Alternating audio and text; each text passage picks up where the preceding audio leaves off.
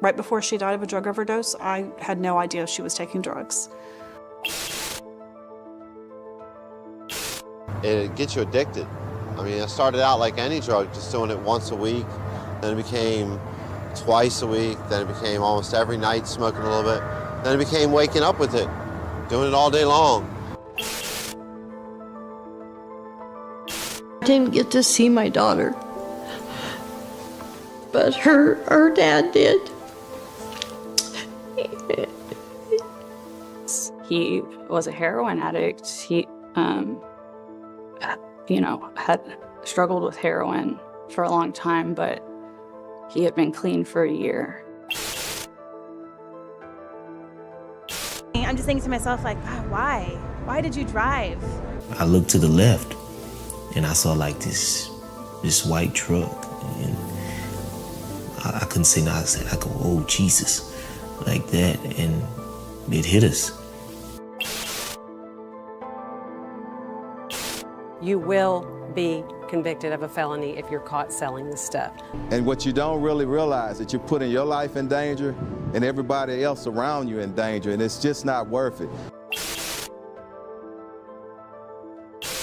It was 8 minutes from the time the officer left, and that my daughter was killed. Broke my back at T12, severed my spinal cord, had a punctured lung, a torn diaphragm, and several broken ribs, and that's what left me paralyzed at the waist, and he got a speeding ticket. That's it.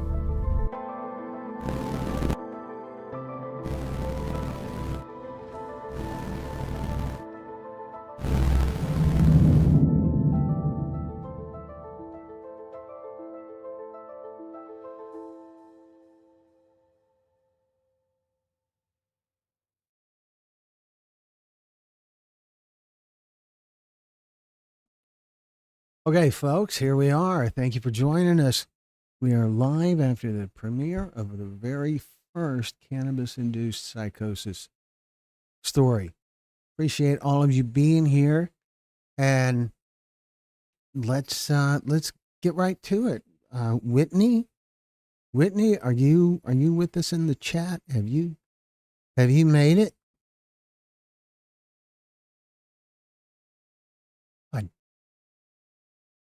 I think maybe not. Whitney will be joining us, I believe, if she's not already in the chat. Not sure. I'm working on that. Thank you, Jen. I appreciate that. I feel very fortunate, very grateful to be in this kind of position where we get to do these stories and not be accountable to any organization. We have no sponsors, no funding source other than the YouTube advertising. So we are only accountable to the audience and to the storytellers. And it is a living the dream kind of place to be.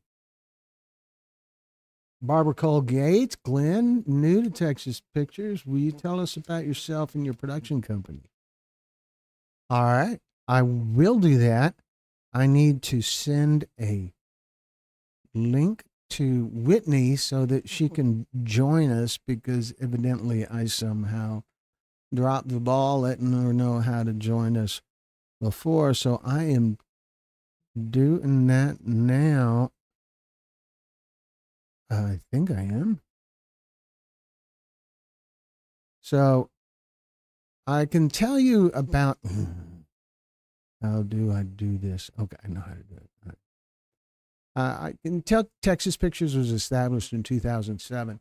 And most of the time that we have existed up until 2022 was devoted to industrial production.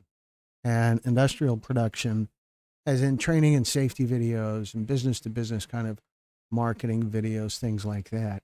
And occasionally we would get to do documentaries. One of our big clients was, and kind of still is, the Houston Police Department. And we made several documentaries for them about DWI. Yep. You sent her the link. Good job, Christine. Because I'm trying to do a lot here, and I'm trying to send her the link too. but I'm sure she'll join us now. Okay, so we did some programs about DWI and family violence and internal training programs for the Houston Police Department. And that kind of got us known for doing some documentary work and got us known among law enforcement. And then we started doing work for Mothers Against Drunk Driving. And that got us known more among law enforcement because a lot of their content that we created for them was for law enforcement agencies. And and so that led us to work for to do a project for the DEA. The DEA here in Houston hired us to create stories like this about fentanyl poisoning at a family summit event that they had here in Houston in November of 2022. And when we started doing those, everything started changing on our channel, and we started getting a lot of attention. So Edgar says, I hope you write these people big checks for sharing their story on your platform, or are you just capitalizing off people's misery and hardships? Wow, that's pretty sweet. It's a very creative way to tell people that you haven't got a clue how YouTube works or how it pays. So congrats on finding such a creative way to tell everyone in the room you don't know what you're talking about. Good job. That is awesome. So, Glenn will never answer your question. Glenn will answer your question when he sees it. Until then, I can let you know the storytellers contact Glenn. He does not initiate contact. That's very accurate. I think my answer was better, but Brenda is completely right. The storytellers come to us. We don't look for storytellers. We don't solicit stories typically. There have been times when we have done things like once we went down to the border and met with, there's a sheriff, Thaddeus Cleveland. He's a sheriff on the border. Very, very good guy. And he's a person that I contacted because we hear so many comments in the comment section of the stories that we publish that are about the border that we thought we should go down there. So went down there. The sheriff, Thaddeus, I see him on CNN and Fox and News Nation and all of that, like weekly. He's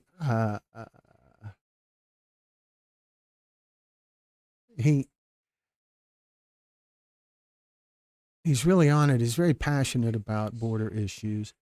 He took me, I stood on the bank of the Rio Grande in a very desolate area of Texas.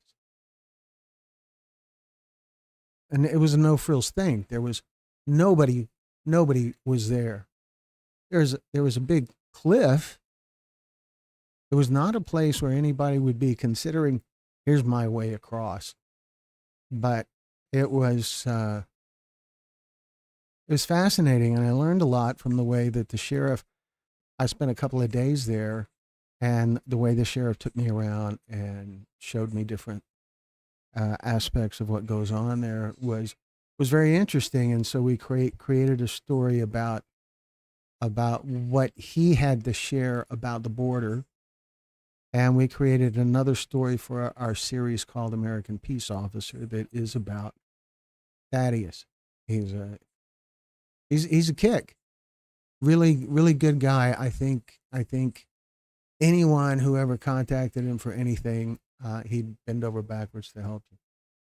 So let me try to catch up with some of the comments that we have here. I see that Whitney made it. Thank you for being here, Whitney. Whitney is our storyteller from our first episode. And if you guys have any questions for her, feel free. Let me see.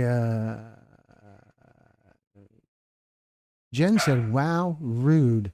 I wonder, are you talking to me? Or are you talking about what I said to Edgar? I think he's over it.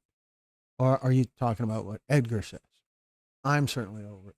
However, here is the thing that I want everyone here to be aware of. It is not okay to call people names or to insult people here in the chat. I mean, you can do it to me. That's fine. I'm okay. But name calling, insults, attacks, there's no place for that.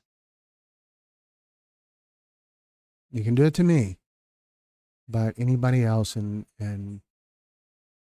you'll get blocked from making comments on the channel. And it's not worth it. It's not. There is, especially with this topic, there's going to be a lot of conflicting perspectives, and we can certainly find a way to address those different perspectives constructively. All right, so let's see. Thank you for your important work to raise awareness.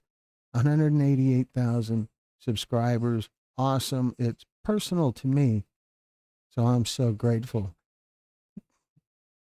You know, it's personal to me too. It's not personal because I've lost someone, but now, since this journey began almost 3 years ago, now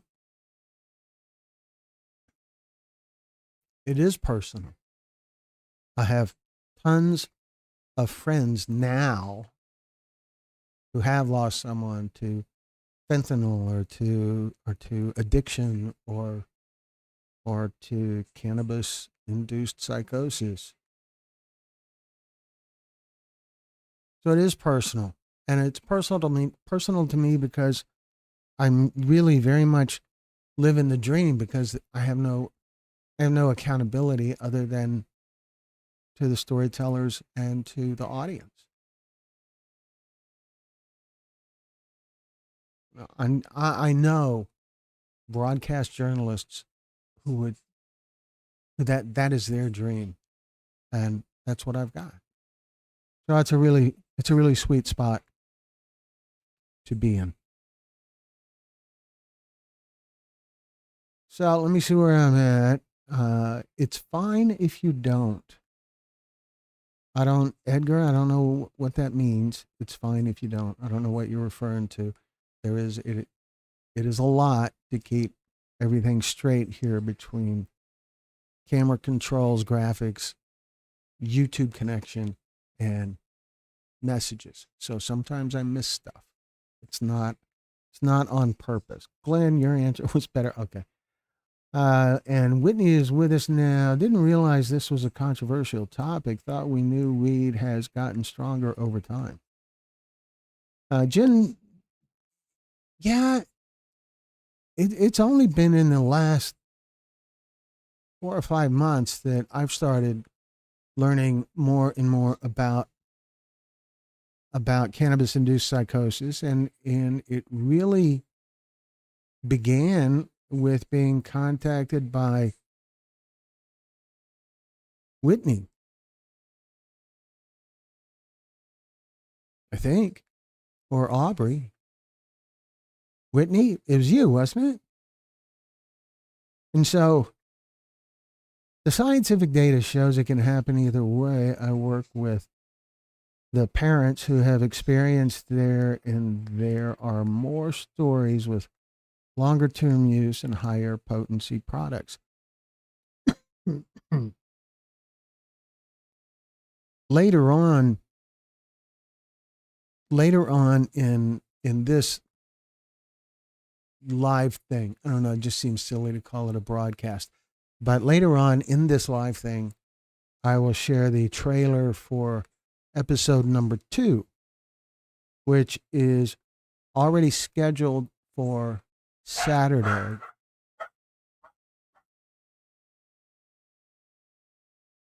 which is already scheduled for Saturday afternoon, 2 p.m.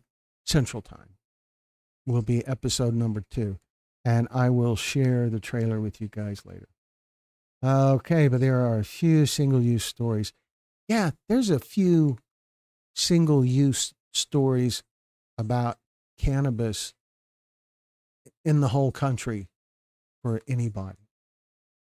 Anyone who has experimented with it probably didn't just do it once.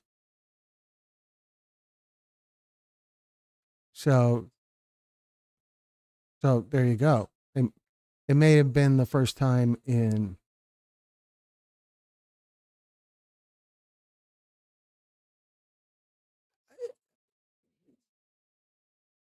happy to answer questions. Yes, Whitney is here and happy to answer questions.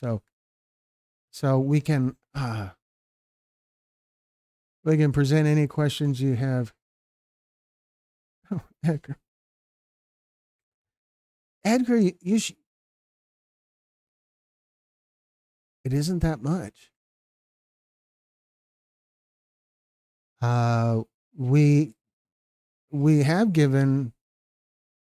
No, I'm not going down that road. We have done many supportive things, some that involve giving money, some that involve giving of our time. You know, anytime we do a storytelling summit, it is a roll of the dice as to whether or not what we create will deliver enough of a return to cover the cost of the trip. Edgar, you are really looking at this from the way wrong perspective. We don't really work any different from the way a television station works. This is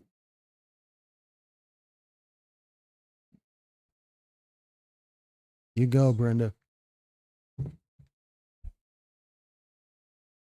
Edgar, you should do a little more research, put a little bit more thought into imagining how much is involved in what we do. We are not a big company. I see there's a fly in here. So I'm almost done explaining this to Edgar, but I feel like Edgar's passion has value even if it is misplaced. So, Edgar, these are the places. We're not seeing that. Okay, here, we'll try that again. Okay, Edgar, these are the places where we have shot summits, where we have shot stories, mostly about fentanyl. At each of these locations, there's probably one or two recovery stories, and at some of the locations, there's human trafficking stories or domestic violence stories, none of which have been, the domestic violence stories, none have been published yet.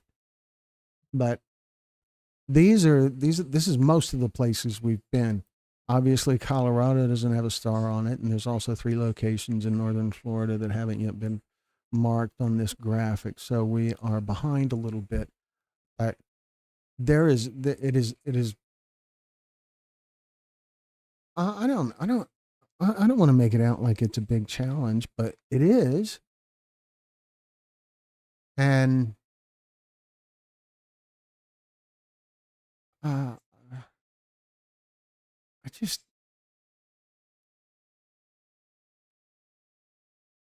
we go where we're invited. Every star on that map is because someone at that location contacted us and asked us to come. And at every star, we spent 1 day, 2 days, or 3 days recording interviews for stories.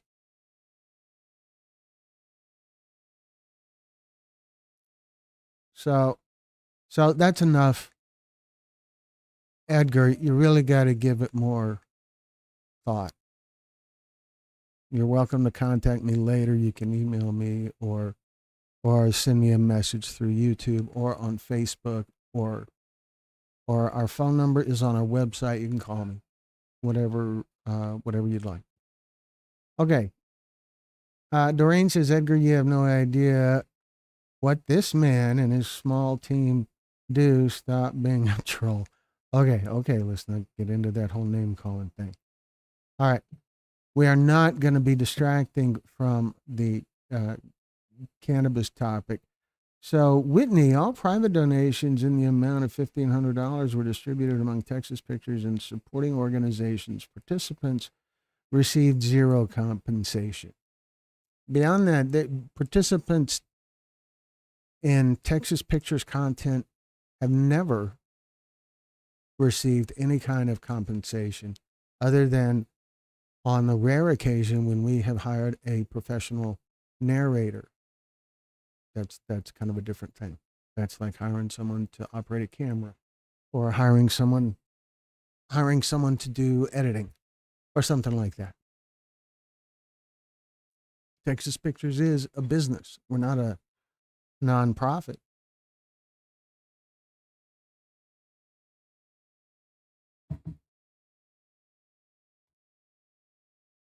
But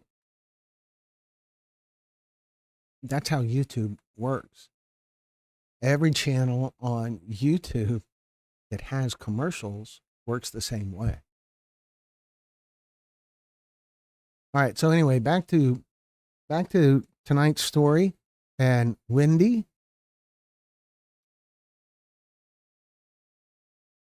Yeah, golly, now I'm in a position where I'm saying that Edgar's right. No name calling is necessary.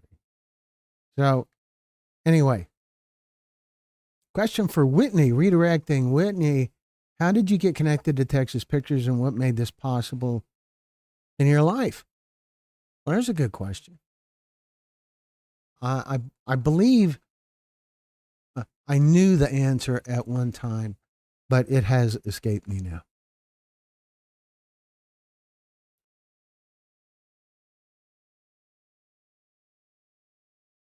So, Whitney, I'm sure you're typing away, and I am just talking as a way to kind of occupy time while you prepare your message in response to this question from Barbara.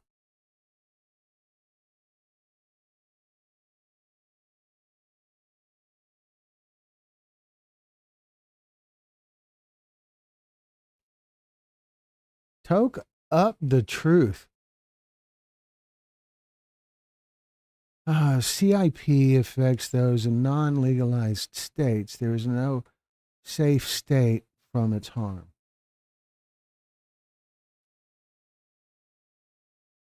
So, choke up the truth.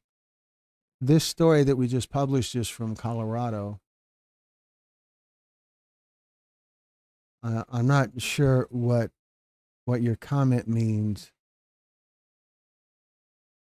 but I appreciate that you're not just jumping right in with some sort of challenge toward the validity of cannabis-induced psychosis. Good job on that front. So,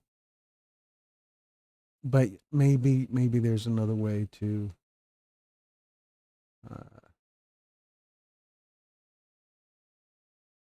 happens in Alabama. It happens many places. Anyway, Whitney said, every grief journey is unique, but mine was processed through honest soul searching. Can I join the conversation? I don't know what you mean by that, Whitney. Do you want to try to dial in and be on camera? Is that what you're saying?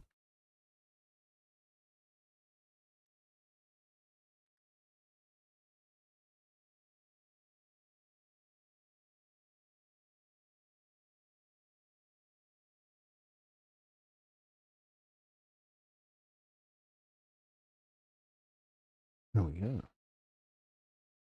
All right. Whitney says, yes. Okay. All right, Whitney, we can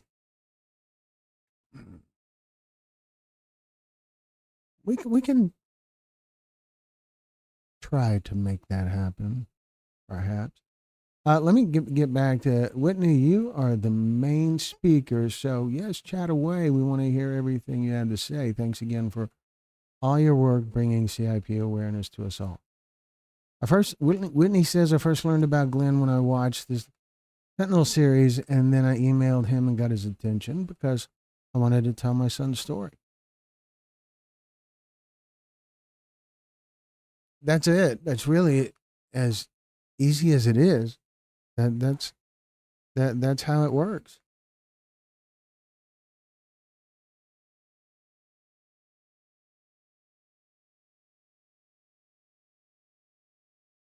Huh.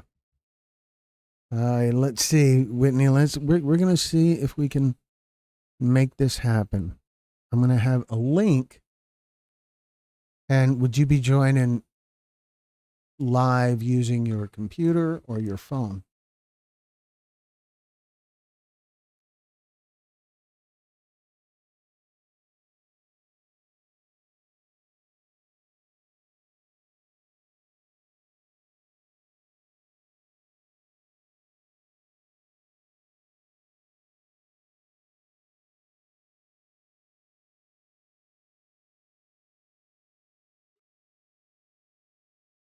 Phone. Oh, okay. Okay. All right, let me see if I can figure out how to get the link over there to the phone.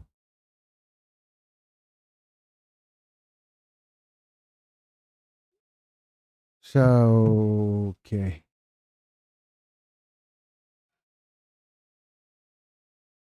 Christine says this is because even non-legal states have the details that have fallen through the Farm Bill loophole. Yeah, the Farm Bill loophole. Mm-hmm. Okay. All right. So, I don't know. Oh.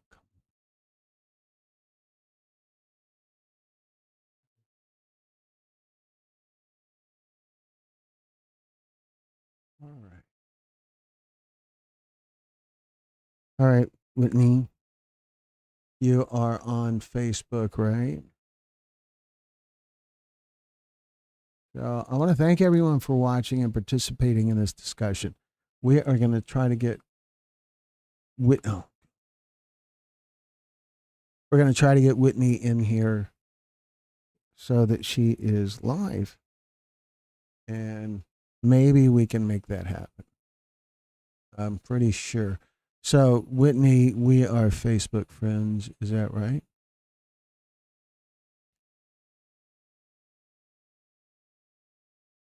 Because I will message you. There she is. Okay, Whitney, I'm sending you in Facebook Messenger.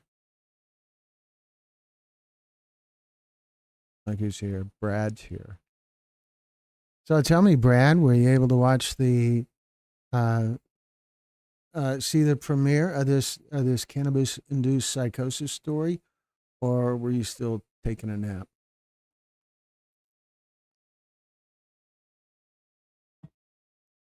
Yes, we do. We do have shirts on our website. So I see you got the link. That means I should probably be there too. And so all of you folks that have joined us in this live event, you're going to have to give me a minute to sort out how best to make this live thing work, because it's going to be a tricky moment. And so I am going to turn that mic off, and I am in this. Yeah. All right. So Whitney, you have the link. Brad missed you on the earlier fireworks. Glad you could join us. Yeah, you missed out on some fun little moments. And so, okay, here we are. And Holy cow, I hear you. I do hear you, Whitney. I don't think anyone else hears you yet. So I do. Do you hear me? You don't hear me? Yes, I hear you. Do you hear me now? Okay. It's going to get a little weird for a second.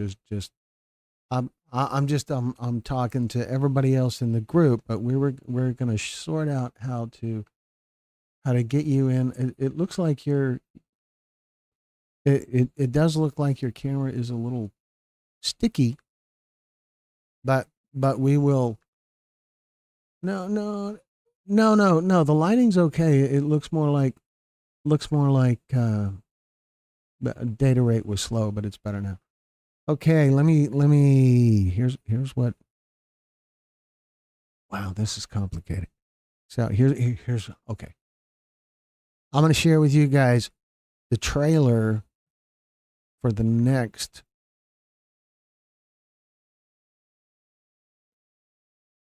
Maybe. Oh, here it is. Okay. Yeah, I'm going to share with you guys the trailer for the next episode of Cannabis Induced Psychosis.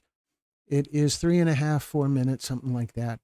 And after that, we should have this whole configuration thing set up with Whitney to be able to join us live. Yes, you do have a website where you can get a coffee cup. Or I don't think there is tumblers on the website yet. But I'm going to work on this. And while I'm working on this, I am going to... Well, you know, there we go. Okay.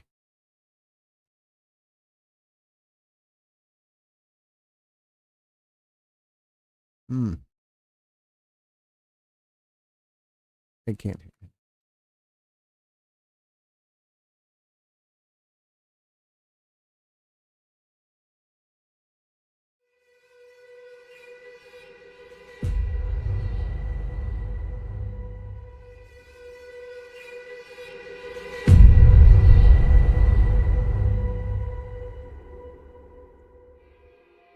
And I lost it. And I look in a corner, and there's this creature almost from like H.P. Lovecraft. It was devouring something, and I could just hear it's like a gnashing of teeth and just bones and whining and crying. And they're like, this is like, you're next. And there's like, the only way to escape it is like, you know, the way out, you know, the exit. And I felt something heavy, like in my hand, and I realized I had a gun. And I was like, what? It was like, yes, do what you've done to everybody else. And I was like, no, this isn't happening. And he was holding our 9mm that we had up in the room. And he was pointing it right at me. And I just remember I was like, what are you doing? And he didn't say anything. He had no facial expression. His face was utterly blank. It was like no affect, just flat. And he had it pointed, full arm extended. We were probably this far away. I'm still holding the dogs as they're like fighting. And his face is blank. And he has it pointed right at my face. And I said, please don't do this. And then his arm drops and he shoots. And I couldn't hear anything. It was just that, high pitch, and I couldn't hear anything, and my dogs had stopped fighting. And And then I like felt something warm, and I like looked down at my hand, and he had shot my wrist. I was holding my dogs like this, and the bullet went in through my wrist and then went out right here. I looked at him, and his face was still blank, and blood was going everywhere on top of the blood that was already there from my dogs fighting. And I said, "You shot me." And he didn't have any reaction, and his arm just went straight back up towards my face. And it was in that moment where I said, if I don't run, I'm going to die. And so in my t-shirt and underwear, no shoes, in January, I left my dogs. And I ran right past him, and I saw my phone at the edge of the couch, and I grabbed it, and I ran out the front door. Thankfully, the door was already open from when he had ran out previously. But while I was running, I just kept hearing shots. And I could hear him running after me, like stomping after me.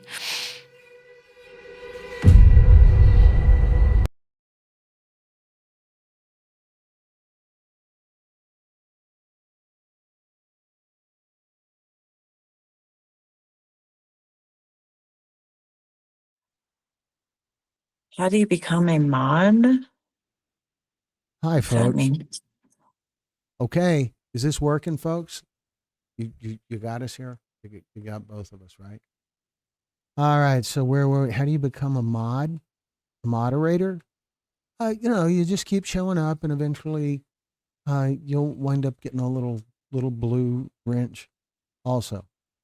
Okay, most school shooters' toxicology reports show marijuana in their systems. Most suicides, the same is true for most successful suicides, I believe, in an age group of like, right, Whitney? Isn't that like that 16 it to just 25 or released? something? Yeah, that report just released, and the exact age range, I don't want to be quoted because I don't have that research in front of me, but it's in the ballpark of like 15 to 25. Right. Right. There's also I also saw a statistic from a doctor I was talking to yesterday about, and he showed me a statistic about domestic abuse or child abuse, and that cannabis is present in it is the highest percentage of what's found in abusers who cause a fatality. I don't know if I'm saying that right, but it was an interesting thing. We'll have more about that next time. So, what about other questions for Whitney while we've got her here? Hello, Bruno. Welcome. Good to see you here again.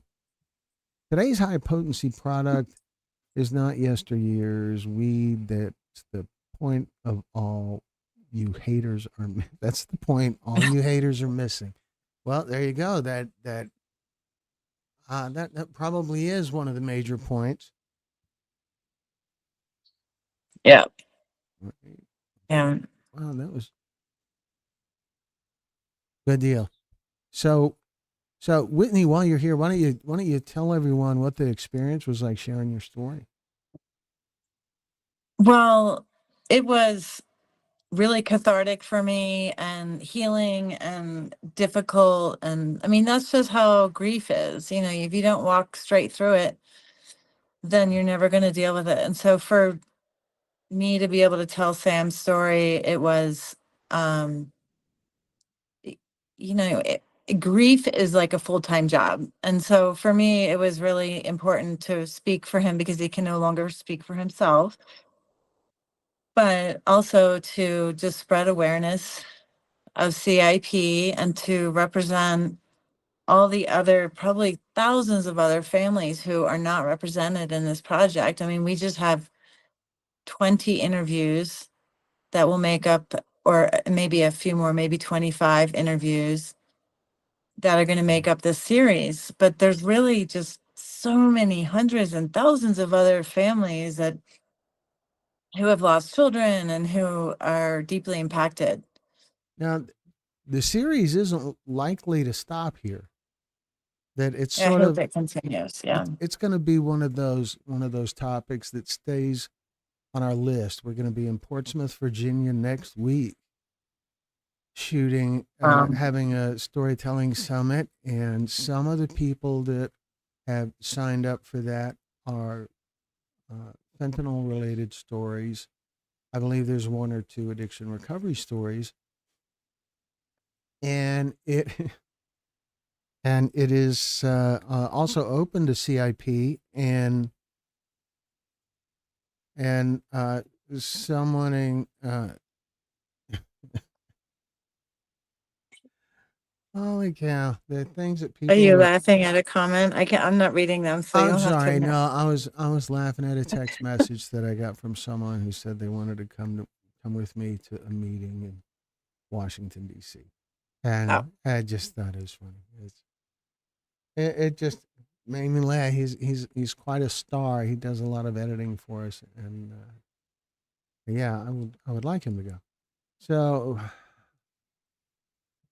Well, I only have a couple minutes, and I just want to say, Glenn, thank you for being open to being receptive to my story and then everyone else's stories here in Denver last week. And I really, really think that you're doing a great job. I was completely happy with the editing that you did. And, it's, I wish I hadn't cried as much as I did, but it's just so hard not to. it does help the story. I guess it does. I don't know. Yeah, But it's different when it's you doing the crying, but yeah. But you're just so gracious, and you gave everybody as long as they needed. Like, my interview was 45 minutes and edited, I think it was, I don't know what the total length was, like maybe 37 or 38, I think. Okay, so you didn't take too much out. But you allowed those people who needed to talk for 90 minutes to talk for 90 minutes. I mean, you were just very generous. You and Sherry are extremely generous with your time and your approach to everything. I was totally impressed with your professionalism and your efficiency and your sense of humor. And you gave a lot of good comic relief for those crying participants who needed, to kind of laugh afterwards. And so it was really a profound experience that I'll always cherish for my entire life. I just want to say. And the lifesavers, that was cool, right?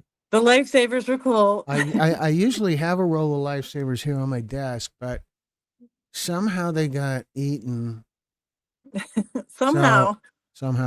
So that happened. But so the big thing about the interview process is that the process was easy.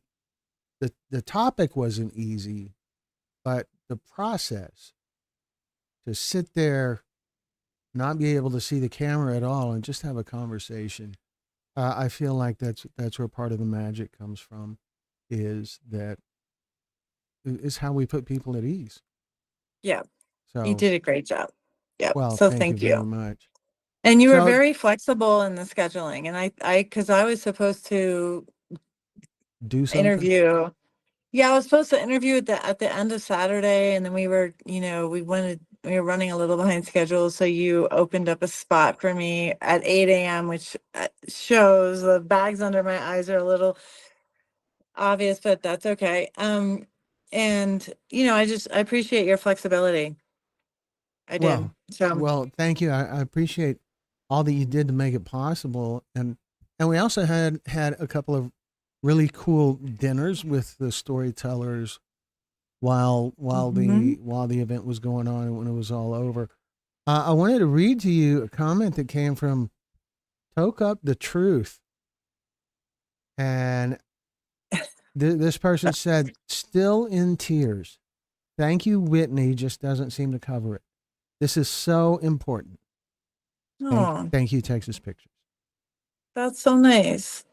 Thank you. Thank you for all the nice supportive comments from everyone. It's just, it means a lot because it's, I was a little bit worried after I interviewed on the news before the project even began, that, because the marijuana industry has known to be guerrilla and a little aggressive and graffiti people's houses and protest outside their house. And so I did let my next door neighbors know that I appeared on the news to talk about the storytelling summit and to spread awareness of cannabis induced psychosis. And fortunately, there was no backlash from the marijuana industry. I think like even as recently as a couple years ago, there might have been, but now the research is indisputable, and now the stories are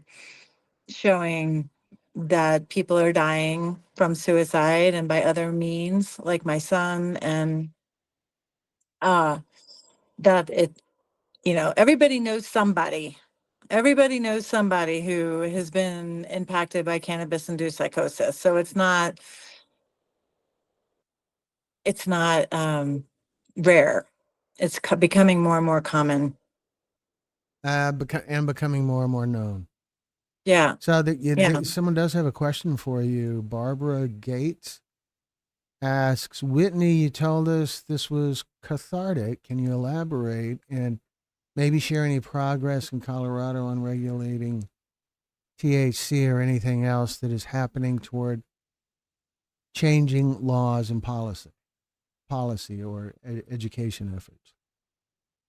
Well, I definitely want to get more involved in that now that this project is complete for me. And I think it's a huge uphill battle. I know One Chance to Grow Up has been very involved. Bless you. Has been very involved with legislation and trying to cap the potency of THC, but it's going to be a very long uphill battle. Gosh. Yeah, and I think it's going to become a longer battle as the industry becomes more profitable and more mainstream. Yeah. But I do think that we have heard rumblings of some marijuana industry stakeholders and owners saying that they're losing clientele to suicide and to schizophrenia, and that they themselves know that it needs to be capped and that their customer base is asking for low potency products. That's interesting. So that is really profound. And I mean, that's telling, For sure. And that's the customer saying, hey, cut it back a little bit. Yeah. And That's what's in interesting. this? Like, the gummies, they list the grams, they list like 5 or 10 grams, but they don't list the potency. So you have no idea what you're ingesting.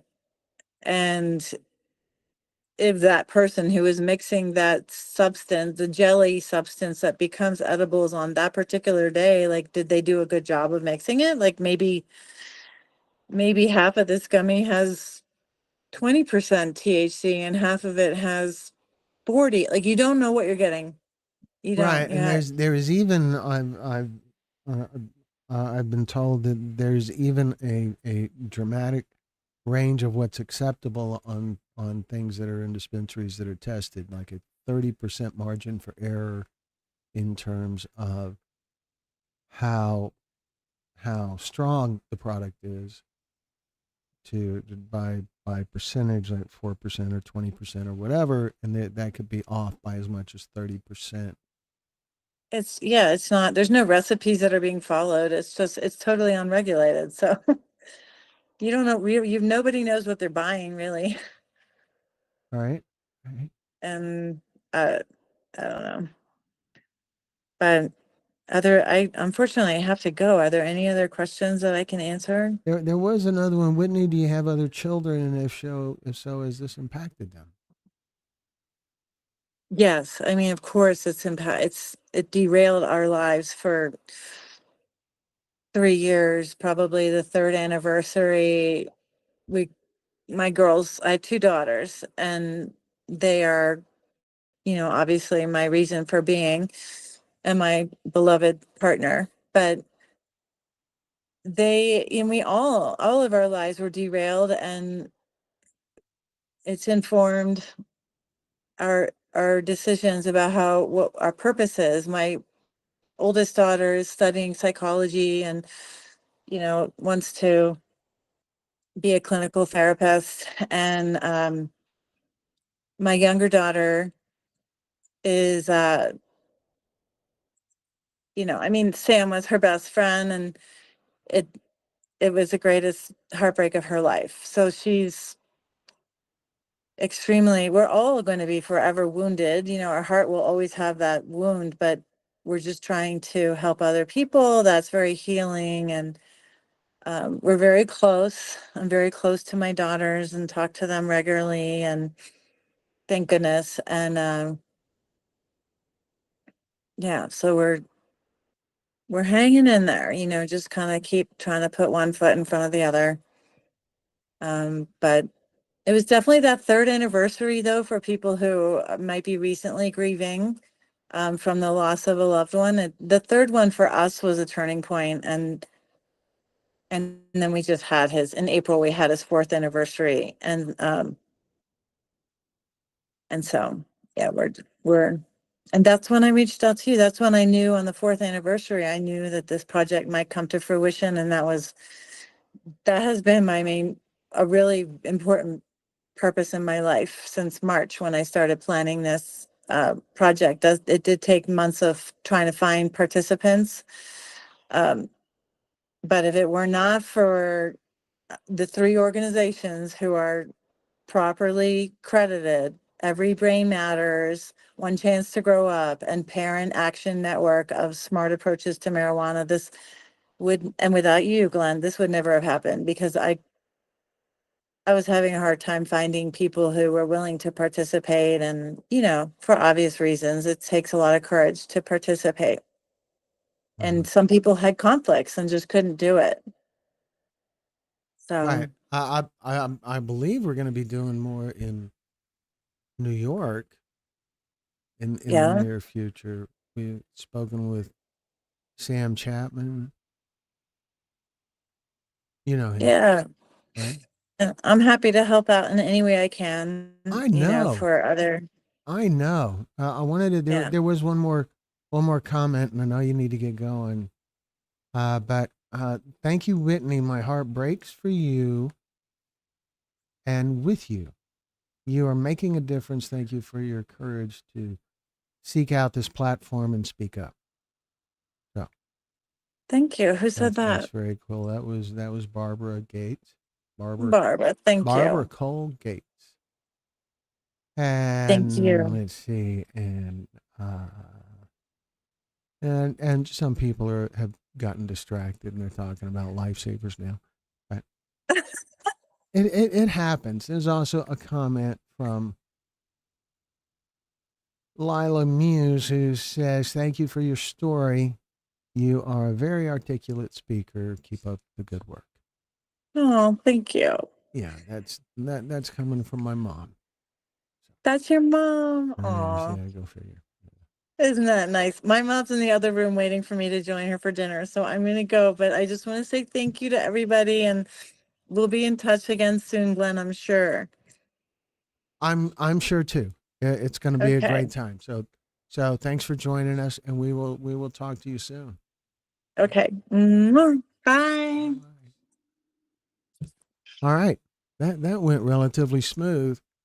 I have to just hang up on her now. So there we are. So we are back. All right. We've been on here for almost an hour now. Holy cow. Jen says it seems as though it's addiction, even though they say pot is not addictive. Yeah, they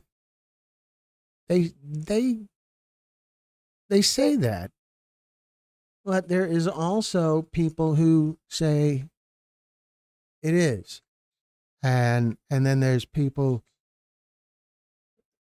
Sam, then there's people who say, I'm not addicted to it. It helps me with my anxiety, and so for the last 20 years, I've smoked it every day. And so that, I don't know. I had this really long conversation with someone on Facebook this morning, reacting to the trailer that was promoting this premiere, who had just this barrage of comments that were supportive toward cannabis. And he identified himself as an expert, but really didn't explain what he felt qualified him as an expert. But he talked about how a wonderful medical tool it is.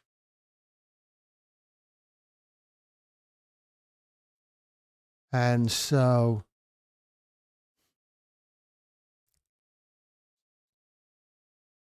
he's in one of his arguments, he said that he had been using cannabis in its natural form, whatever that means, for over 30 years. And so how do you know, if you've been using it for 30 years, how do you know if it's doing anything to help you with your stress? Or how do you know it's doing anything to help you with anxiety or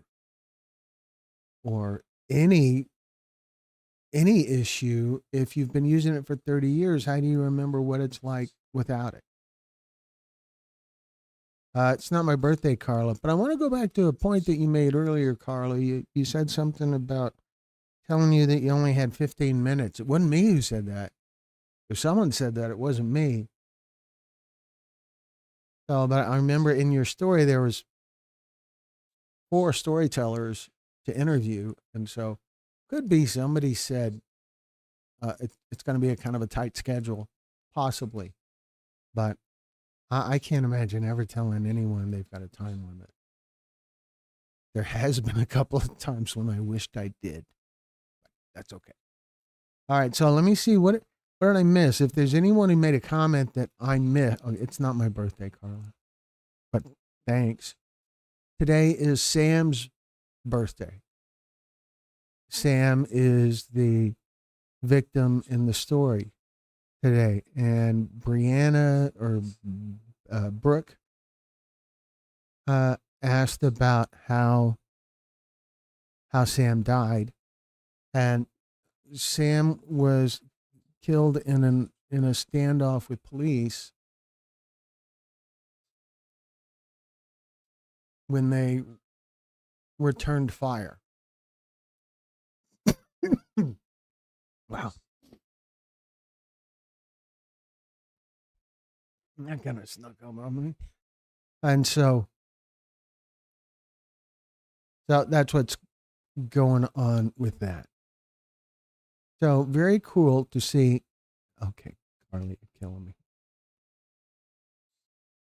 The 5-year plan. Gosh, Brad, you wanna feel that one? You wanna dial in like Whitney did, and we can have you just, talk up the truth. Thank you. Looking forward to the upcoming episodes. Have to drop. God bless. I can tell you a little bit about the upcoming episodes. One of the next 2 or 3 is Bryn Spetcher. And you probably heard about Bryn Spetcher in the news at some point. She was on with Dr. Phil, and okay. Yeah, you're killing me, Carla. And to add Barbara, and that's called prescription Marino. Wow, I feel like I missed stuff. What did I miss? Did I miss things? Because I feel like maybe during the live event I might have missed some comments or couldn't really respond to them because I was talking with Whitney. And so if I missed something, please feel free to repeat the comment and I will do a better job of responding to it.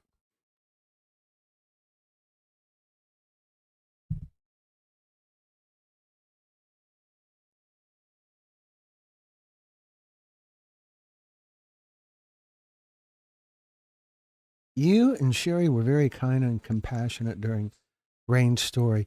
Rain's story, we shot Rain's story in San Antonio, and it was at a church facility. We shot probably 10 or 12 stories at that location, and is very nice. It was early on in the series.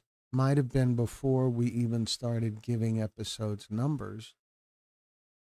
And the live event, the premiere is over.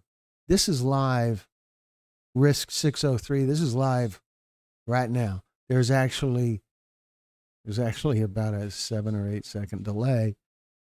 But I'm here. Whitney is gone, but I am here. You know, like usual. Here I am. Just, I want to remind everyone we have 26 likes, 26 thumbs up, and we have over 60 people in the group right now. So please please feel free to hit that thumbs up thing. Barbara Gates, looking forward to Rain's story. I have to sign off now. Thank you to Whitney, Glenn, and all who are stepping up and speaking out on high potency THC is poisoning a generation of youth. Sally, the 5-year plan is what Uncle Buck used in the stupid movie titled Uncle Buck and several Yeah.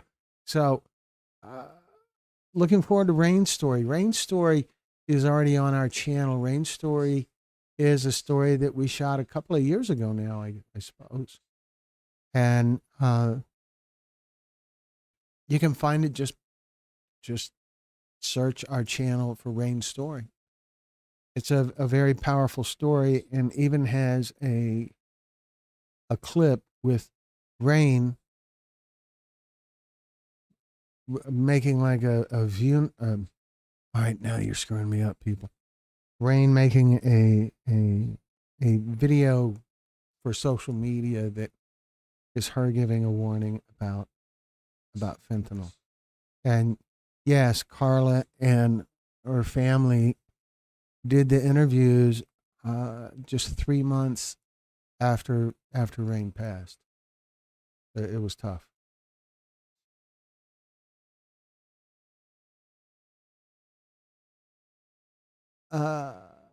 Okay, Edgar. Hello. Did I miss something, Edgar? Environment the Nuss creates is very clean and comfortable. That's why the program is always cool. The Muse. Oh, I understand now. Yeah, we try to. The set that we used to. We've shot stories in Dallas twice so far in the general Dallas area, like Waxahachie or Midlothian, or somewhere like that. But let me.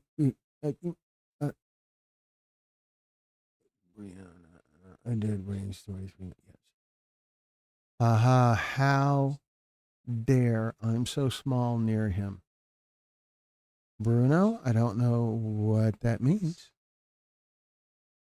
Let me see. When will you and your crew get near Dallas? Give Dallas, Texas, another visit.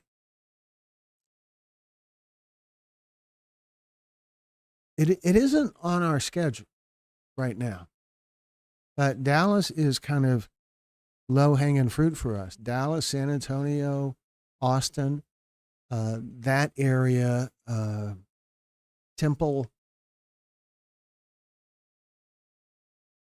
that kind of area is it's kind of low hanging fruit for us. We can come there pretty much any time, just like what Whitney was saying about these stories. We first we need someone local to help coordinate. By helping coordinate, that means the local person is responsible for finding us a place for us to shoot the interviews. And so we have some specific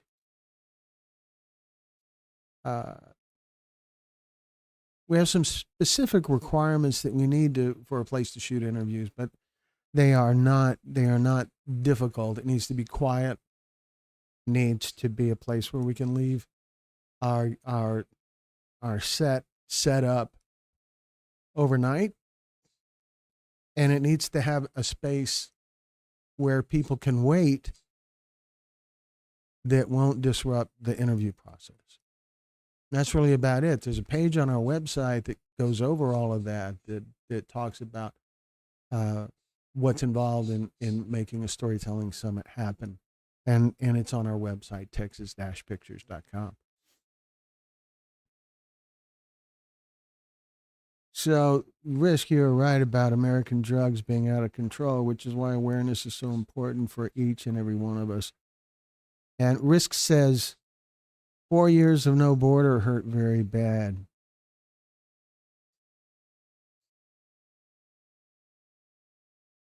I'm sure that the border policy from over the last 4 years hurt in many ways. But over 86% of smugglers that are convicted, people that are convicted of smuggling fentanyl across the U.S.-Mexico border, over 86% are American citizens. Of illegal immigrants that are caught by Border Patrol, less than half of 1% are found to have any fentanyl at all. Now, none of that proves anything other than there's no evidence that supports that illegals have anything to do with the spike in fentanyl. One thing that does that no one seems to really want to address is demand. Demand is really sort of the elephant in the room. If there's no demand, it goes away. Just like Blockbuster went away. Netflix put Blockbuster out of business not by going after the movie studios and distribution companies that create the movies, but by going after the audience, the demand, and offering them a better solution. So if we could convince people that exercise is a better solution than drugs,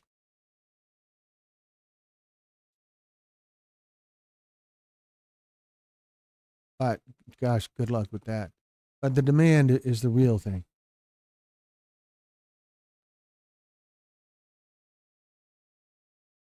So let me catch up. Risk and Bruno, I agree. It is a world issue. Borders open or closed, the drug sellers will find a way to get drugs in the hands of people seeking them. People seeking them. That's the demand. The demand is, it's driven by demand. Someone, I think it was on Facebook, someone said if you get rid of the supply, the demand goes away. I don't get how people think this way.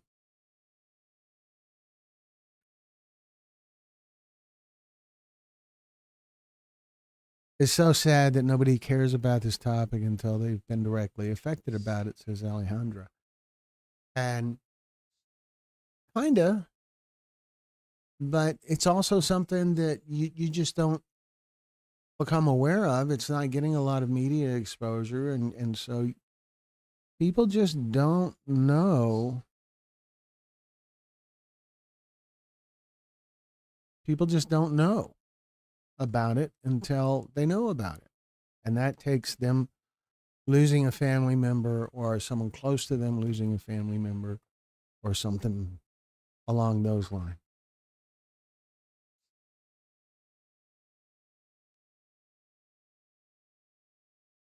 Carla is right that tougher sentences can have an impact. That's been proven with other stuff. But there's not a single solution because it's not realistic to think we can make demand go away. Demand going away is a simple business solution. If there's no demand, businesses die.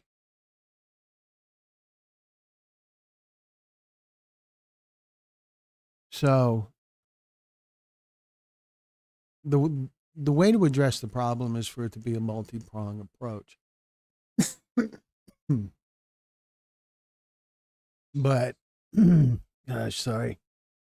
The way to it has to be a multi-pronged approach that stiffer sentences, more severe consequences for dealing, possessing, transporting drugs is part of it. But then, holy cow, you still got to have that demand thing. You got to increase awareness. You have to address those things. It breaks me up when a law enforcement agency publishes some picture of this gigantic smuggling operation that they busted. And they show a table that's full of firearms and fentanyl and piles of cash as if it's something to brag about. And what they're really showing their audience is that this is what normally happens every day in our domain. This is what criminals get away with every day, but today we caught one. And so it just strikes me as peculiar that they would feel like there is validity, that there's anything to brag about catching them one time, one day, out of all the days. Unless you post that over and over, they have that kind of cash, or they load up a truck with that volume of drugs because that's what usually works.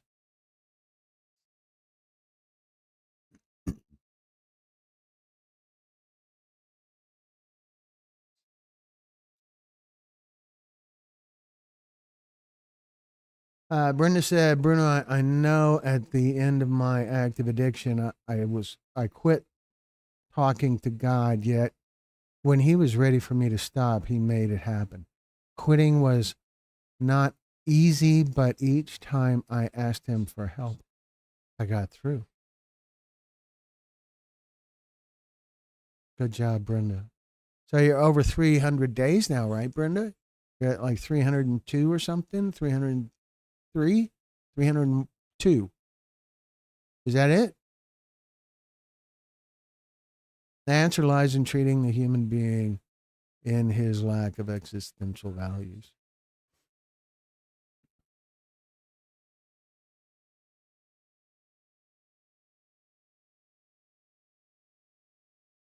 Carla, you know that you bring great things to the people you touch. Great things to all of the people. Geez, Brenda, I was so close. 301. I was close, right? I said 302. But yeah, so anyway, Carla, you bring such value to people in this world. People grow so much from what you share, just like what you shared just now. And people grow so much from all the things you do to keep Rain's memory alive. You're needed here. You're important here.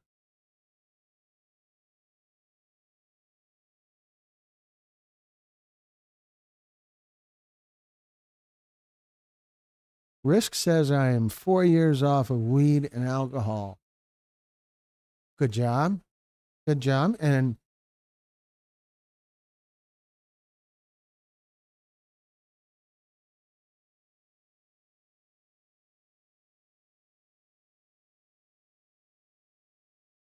yes, Risk, I think you're right. I think Risk said, I think some of the busts are allowed just to sneak by tons more.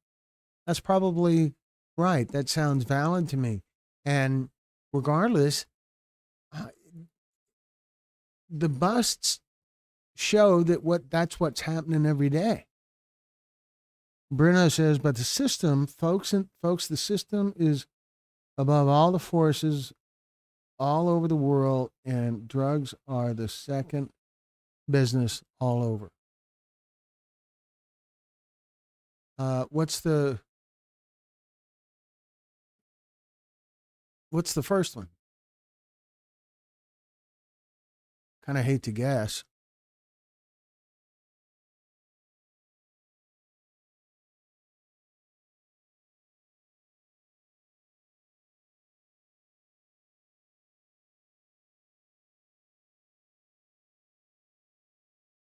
A grand dog named Apollo. Ooh.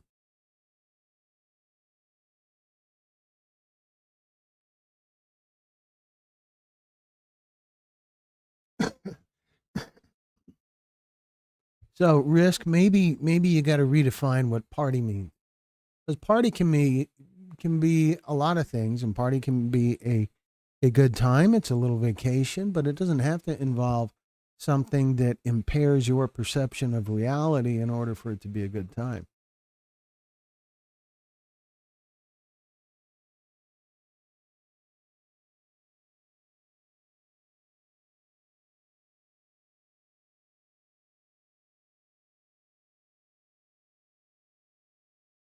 Carly, you're important to me.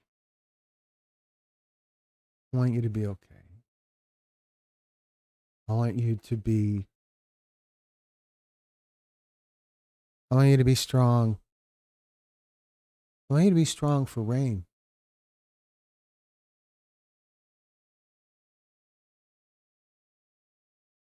It must hurt her to see you hurt. Brenda says drugs are $1 trillion a year business, so anyone who thinks that is going away is kidding themselves. Demand reduction is the only solution. Risk, Carla, I'm a stranger, but I love you. You have to keep going. Risk is right.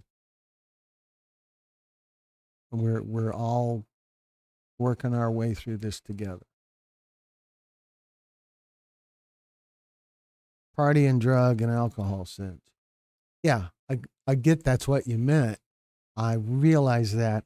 I'm just saying, redefine what party is. Redefine it in your head. Party can be just spending times with friends. Party can be bowling, or I don't know, playing golf, or trying different restaurants, or hanging out at a park, feeding the squirrels, whatever. Just redefine party in your head. So I'm thinking that there's another elephant in the room that merits consideration, I think, about warning kids early on. There's the talk about there's the don't do drugs warning, for sure. And aside from the don't do drugs warning, there's another thing. There's a warning. Party can be picking on Glenn and Brad in the chat. Yeah, That's the way, Brenda. That's good. Y'all can do that.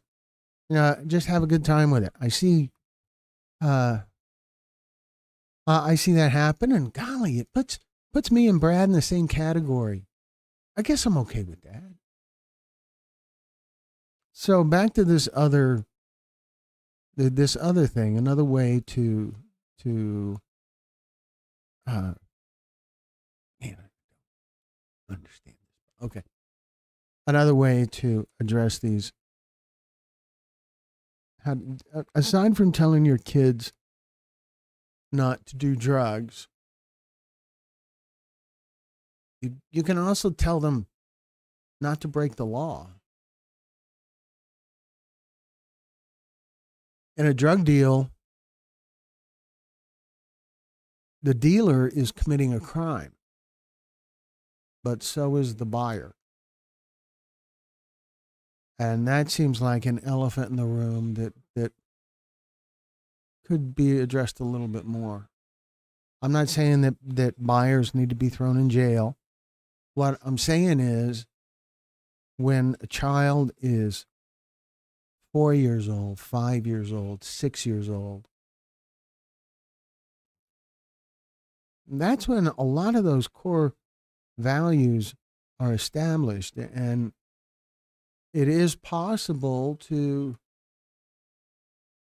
stress the importance of not breaking the law at that age, and that carry through for the rest of the child's life.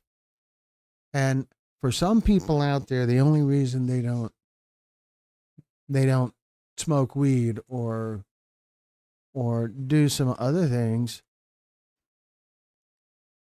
maybe a little bit, Brad, they don't smoke weed or do the other things is because it's illegal.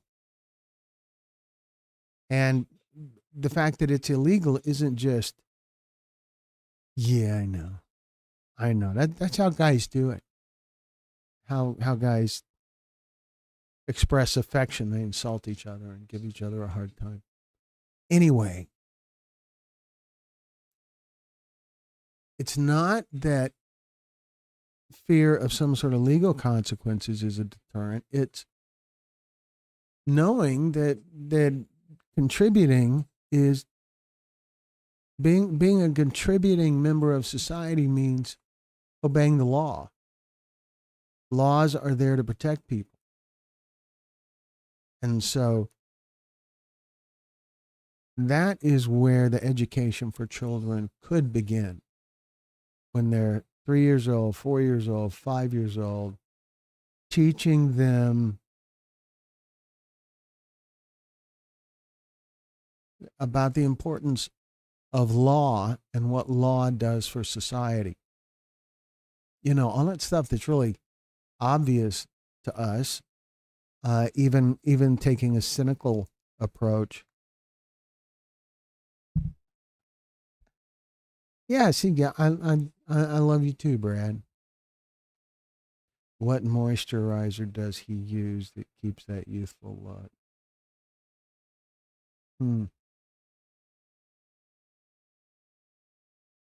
Okay, so Jen says, I'm here for you if you can't. Here for you if I can help. I am sorry you lost your beautiful Rain. David Kessler has been a lifeline for me. Wouldn't have survived without his guidance and support. I have heard a lot about David Kessler.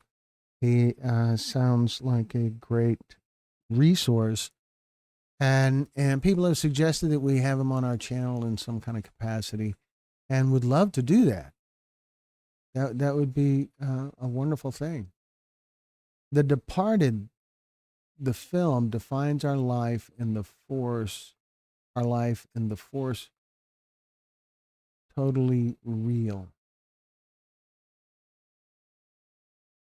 What? I'm not sure what you said there, Bruno. I'm not sure what you mean by that, but okay.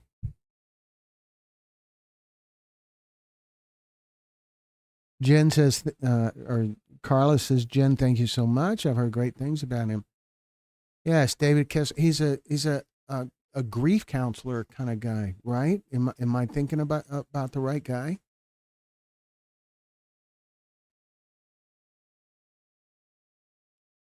Yeah, I think it would be. I think it would be great to have him on. I'd love to sort out a good way to do that.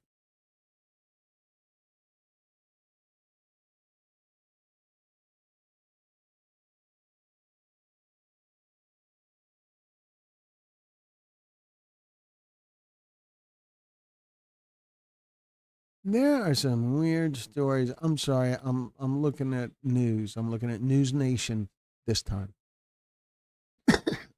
But I do mix it up. Grief expert who also lost his son. Okay.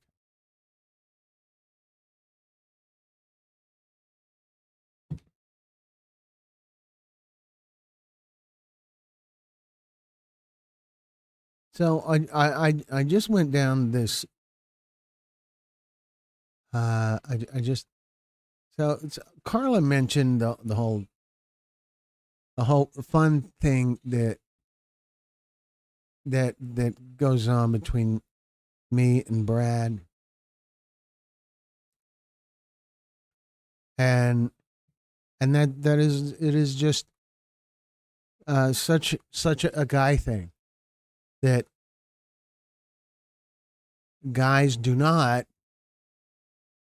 get together and get 2 spoons and a tub of ice cream and sit on the sofa in our pajamas and watch the Hallmark Channel for hours on end.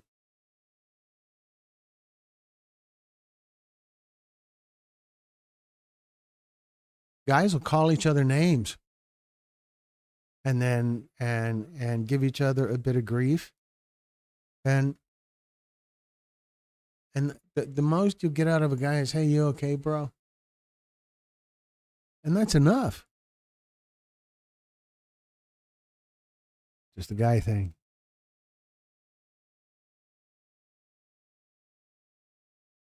He is Hollywood's go-to, but he is humble and helps everyone. Hollywood's go-to for grief. Wouldn't that be more the media's go-to? More like the media tends to be its own kind of Hollywood, I suppose. But the grief thing, you know, we have a couple of stories on our channel that's with a counselor named Heather Lambert. And Heather is my friend, and she is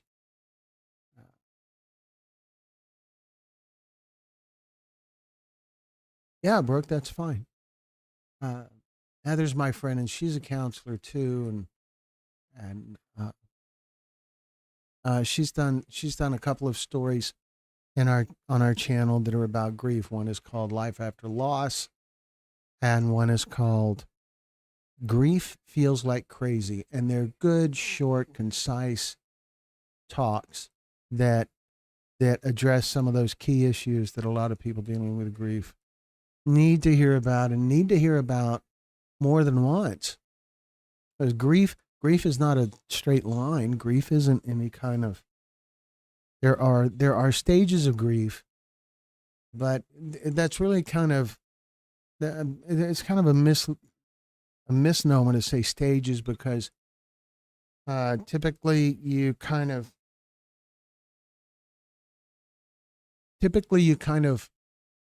progress through stages, and grief doesn't work that way. Grief is more like buckets, and as a bucket, you know, you have this denial bucket, and you have this acceptance bucket, and you have this bargaining bucket, and all the other categories that you'll jump from one bucket to another bucket to another bucket, and then back to a bucket you've already been in once. Yeah, levels of healing, maybe, kind of, but levels also implies a kind of a advancement. Like in YouTube, as your subscribers go, you reach new levels. Grief is a painful part of love is another great way to view it as. Yeah, there's also grief is love with nowhere to go. I've heard that, and I've used that in stuff, and content that I've created. So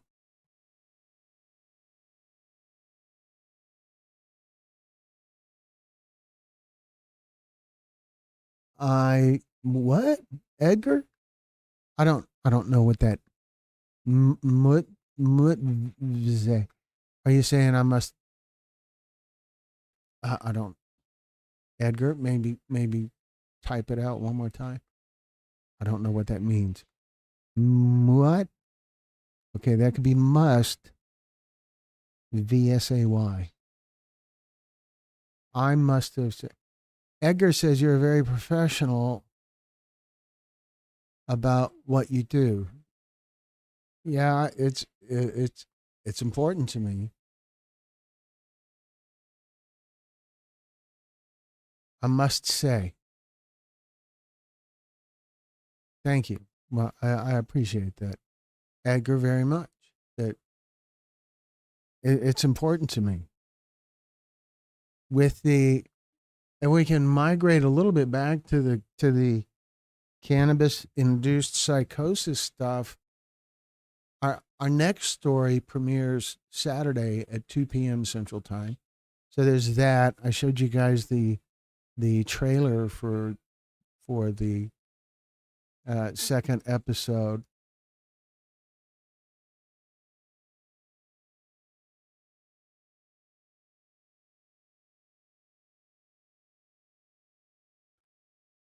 Sherbert.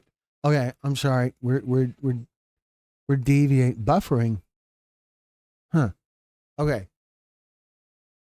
The next episode is going to be the one that I showed you the trailer of. The storyteller is Javante and his now fiance, Ava, who Javante shot. And it's a powerful story. It is longer. It is almost an hour long. And it's a powerful story.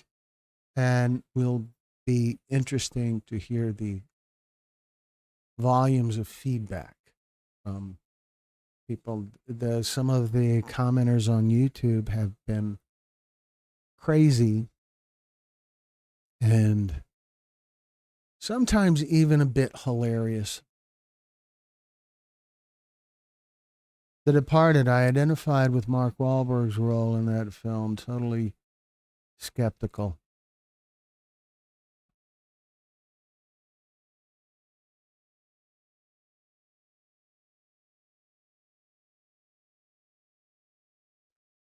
Okay, let me just share with you. I'm seeing these messages coming in, so I'm just going to share a little bit of messages coming in from Facebook on our channel from the promotion.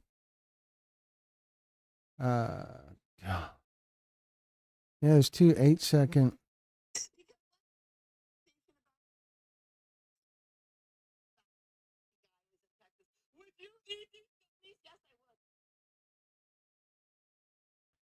Wow, okay. Could y'all hear that? Huh?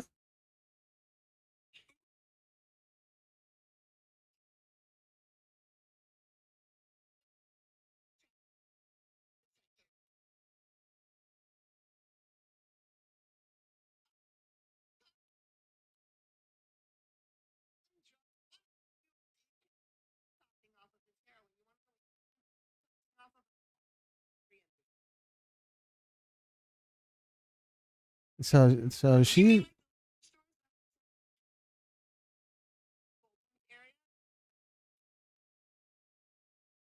You can't hear her? Is that not working? The one opioid you don't die detoxing from is heroin. The poppy plant and weed cannabis is a plant. Doesn't cause psychosis. Next. Be so very FQNG for real in my face with Willie Nelson, Cheech and Chong, all of history. So clearly it's a very intellectual debate for this person. All you fat white Nazi Southern people. All you fat white Nazi Southern people. You lost the black baby sex slave. Move on. Get over it. This is happening right now. This is messages I'm getting from Facebook right now because of our post about the story that premiered an hour ago or an hour and a half ago. I think it will strike a nerve with many with this new series. So many people defend cannabis. Now I want lime sherbet. Okay, I wanted to get back to the sherbet comment. Brenda said, speaking of ice cream, before I got clean, I hated sherbet. Since September, I become addicted to lime sherbet. It is so bad I have ran everyone in my small town out. I now have 57 years of sherbet. Okay, before I got clean, I hated sherbet. Since September, I have become addicted to lime sherbet. So what you're saying, Brenda, is that getting clean really screwed up your taste buds. Maybe because it's sherbet. I mean, oh, okay. So anyway,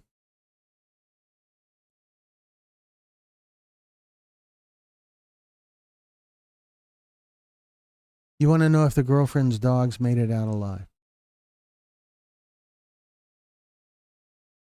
One did. One did not.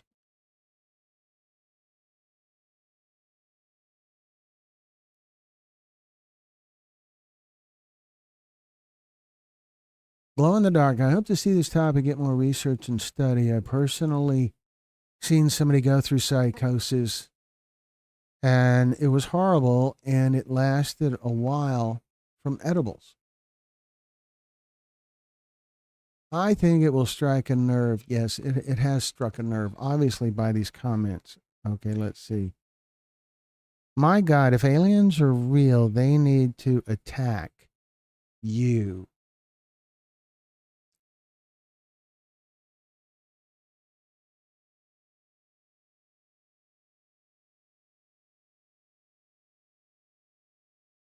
So I'm telling her,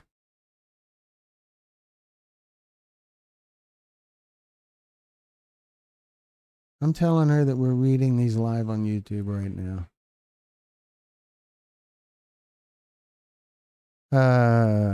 Let's see. She also sent me a picture of a disco ball. What else has happened?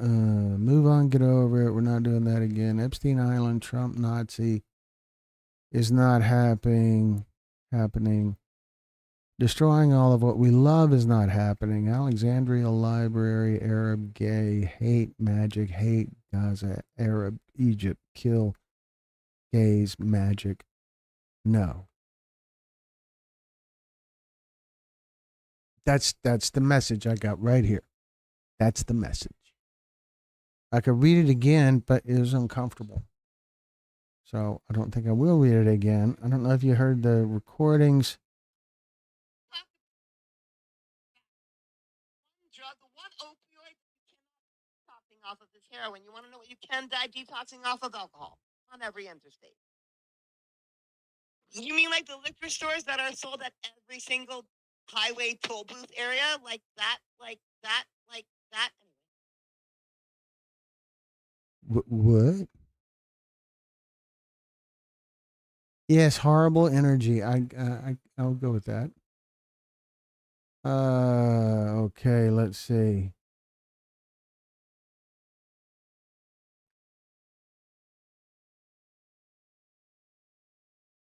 I hope everything flops and burns.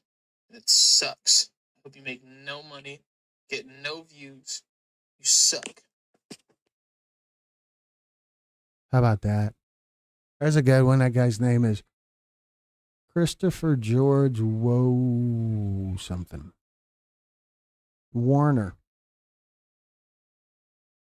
And I think the other one is too. Yeah, okay, we're not gonna go down that road. He said, "No one will fall for your propaganda." That's what he said. I invited him. I encouraged him to join the premiere, join the chat during the premiere, and to join this as as well. Maybe he's here. Christopher, are you here? Please feel free to speak up.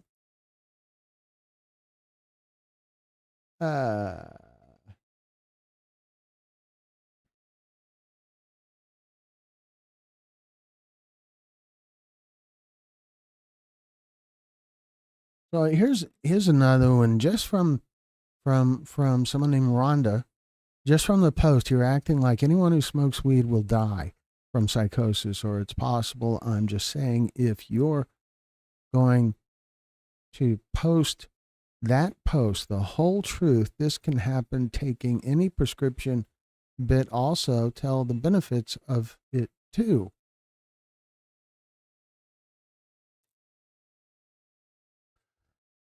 You know, I think there is just, okay, she also said,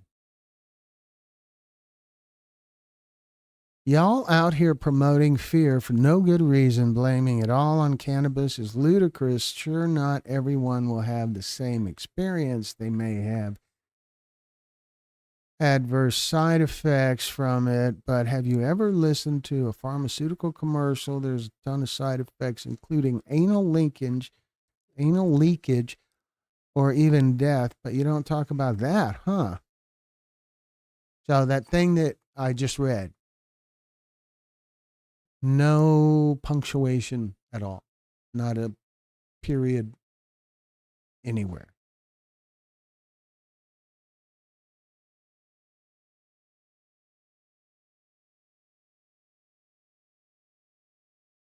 I read all I needed to. It's false information. If you're going to post it, get your facts straight instead of trying to scare everyone into believing some off the wall bull. That is all.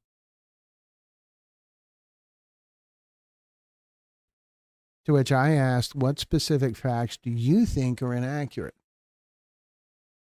And Rhonda's response was, just from the post, you're acting like anyone who smokes weed will die from psychosis. So, that's fun. Okay. There's a whole bunch more, though. It's just crazy.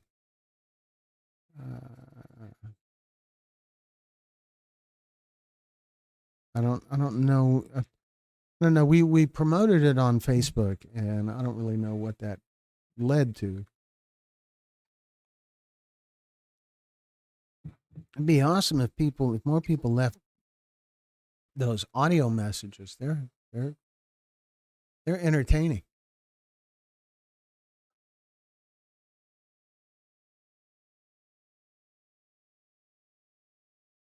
So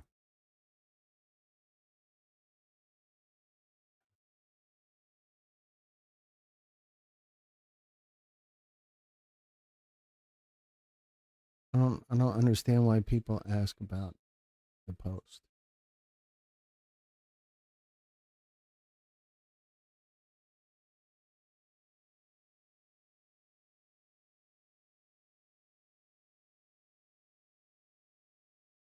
So, Payback Brenda, Dennis Wilson, R.I.P. Dennis Wilson. Is that because of the Help Me Rhonda comment?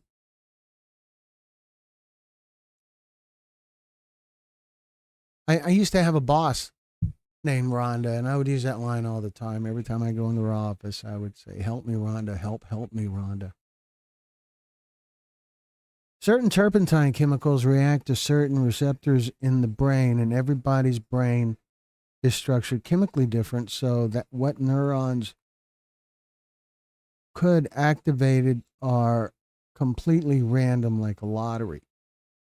But these horrible side effects are becoming more and more frequent, kind of like K2, but 2.0.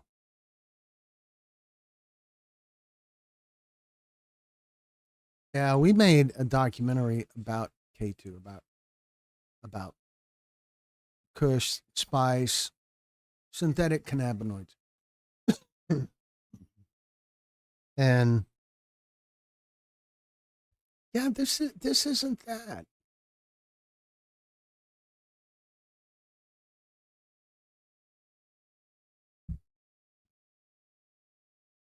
But I think probably we're getting close to time to wrap it up, because we have been here almost 2 hours now.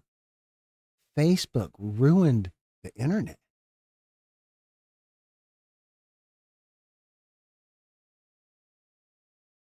I don't know. Internet ruined the world. That seems a little better. That seems a little more on target. But it's not, the consumer chooses how they use the internet. So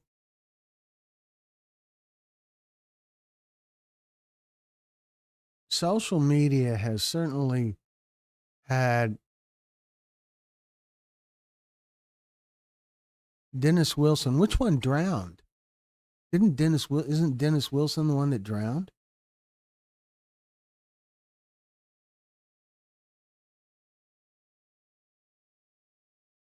I do prefer 80s and 90s than now.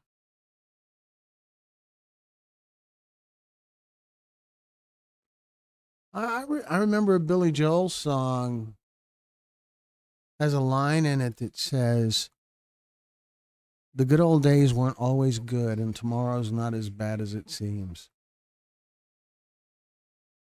Now, yeah, I realize that song is from the 80s, but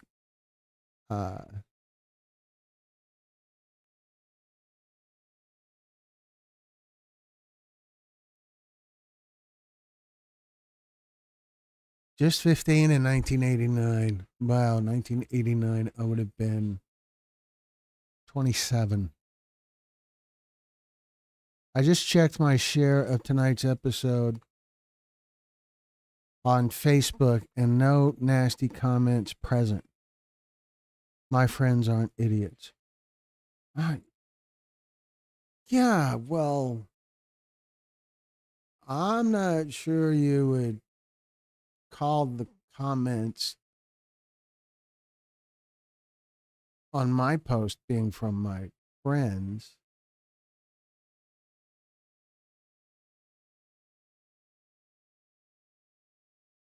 Dennis Wilson is the one who let Charles Manson family move into his mansion.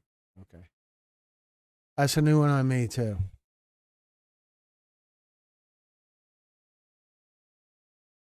That was Brian Wilson. Brian Wilson just died.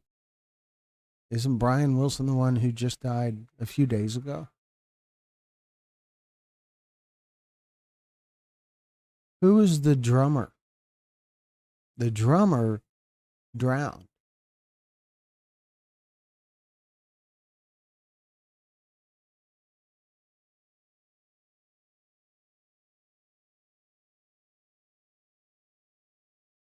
Not Dennis, Brian,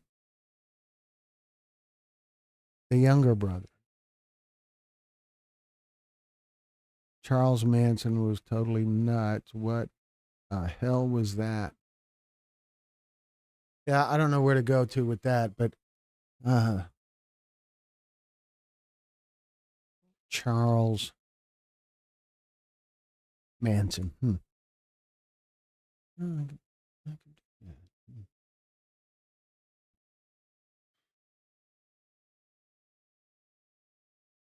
Anyway, folks, so I think it's about time to wrap it up for tonight. We've been here for an hour, for over an hour and 50 minutes. It was Dennis. What'd you Google it? Did you? I think probably.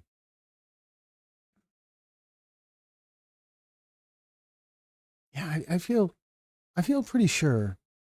I felt pretty sure it was Dennis. I remember when it happened, and it was no small irony in a beach boy dying by drowning. Dennis, the drummer, I felt like like Dennis showed a lot of personality when he was drumming, kind of like Keith Moon from The Who. Yes. Good night, Jen. I want to thank all of you guys for it is time to wrap it up. Brooke, appreciate you being here. Appreciate all you guys being here.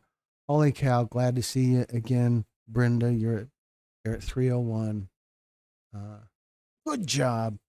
Perhaps we will have another fentanyl story tomorrow. We'll see. So I want to thank all of you again for being here. Who is Dennis Wilson? Is that the Dennis, the menace, glow in the dark? You're killing me. Jacob Lambert, you're here and saying good night. How long have you been hanging out, Jacob? Jacob, geez, you're killing me, dude. Because I have a message. I have a message from you that I think I haven't read yet. Just sent it over. That's cool. So we probably have our third episode ready. Yeah, who is Dennis Wilson? Dennis Wilson was the drummer with the Beach Boys. Dennis the Menace lived next door to Mr. Wilson, I believe. Remember, what you take for granted, someone else is praying for it. God bless. Good job, Brenda. And so Jacob, been here about 30 minutes. Fun stuff. Yeah. Yeah. So, folks, if you're curious, Jacob is one of our editors, and Jacob also manages our TikTok channel, and he does a spectacular job. This is a guy here in Brazil. Hello, Bruno. Yes, I remember you're in Brazil. That help people to find a good way for life. His name is Harold Dutra, and he goes to the United States to talk about God sometimes. All right, Bruno. Well, if he's anywhere near where we're at when he's in the United States, he'd be welcome to visit one of our summits. I'm sorry, glow in the dark. Your father was a drummer and he drowned.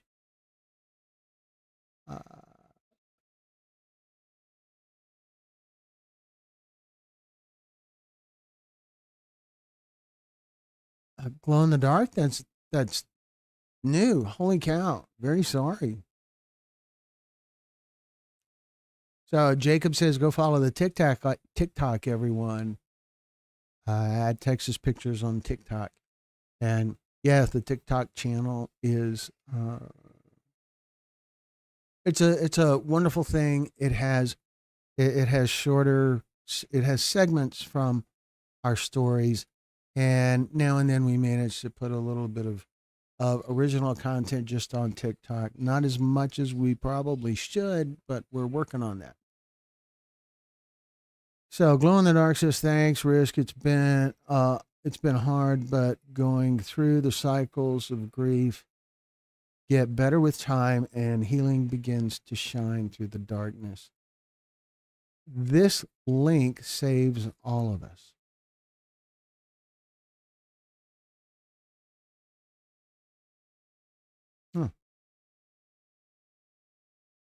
Cool. All right, folks. So it's almost been 2 hours now. So it is about time to wrap it up for today. I never intend to go this long, and it happens. So our next cannabis-induced psychosis story premieres Saturday at 2 p.m. Central Time. So you got to do math. If you're not in the Central Time Zone, you got to do math. to figure out what time it happens. But we will be posting a message about it in our community section on YouTube sometime tomorrow.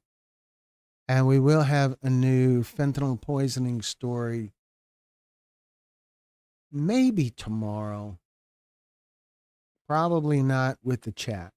Probably not with the live event. But we'll have that coming up either tomorrow or the day after the next cannabis story. And so I think the great I Am sent me, and he walks with me through this, and not being alone is the only way I could have done it.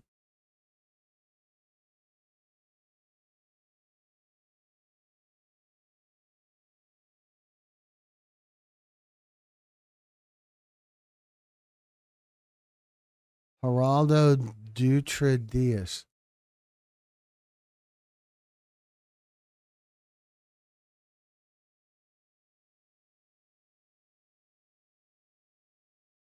Well, thank you, Edgar. Also, many people died for us to celebrate our independence tomorrow. Please take a second to remember them on your 4th of July. There's so many things to remember relating to the 4th of July. One of the things that stands out to me is the age of some of the founding fathers. There's Benjamin Franklin. He was an old guy. A lot of them were in their 20s.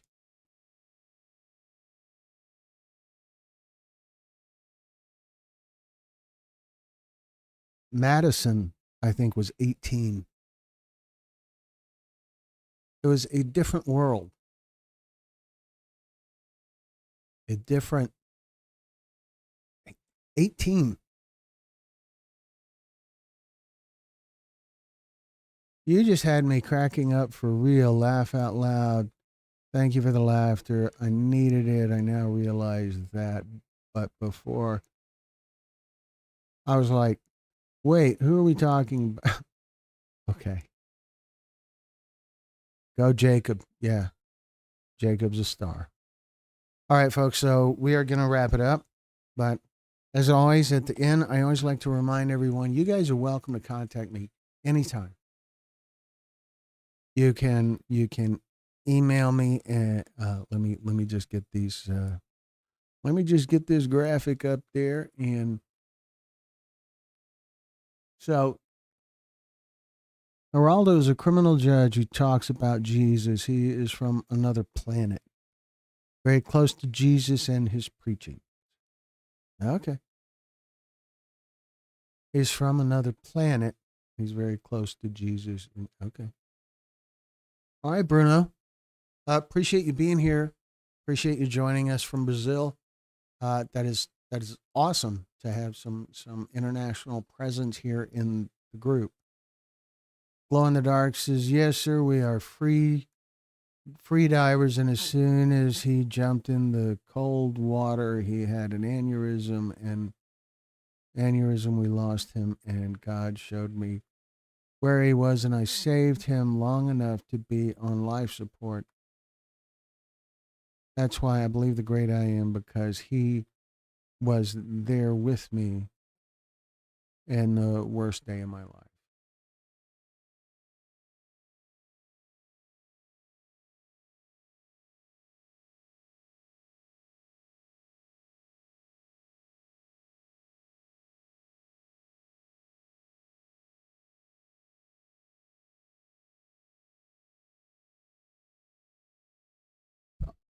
To live in the world. That's a great point to close on. There's a Jackson Browne song. The lines in it say, I want to live in the world, not inside my head. I want to live in the world. I want to stand and be counted with the hopeful and the willing and the open and the strong, and with the voices in the darkness fashioning daylight out of song.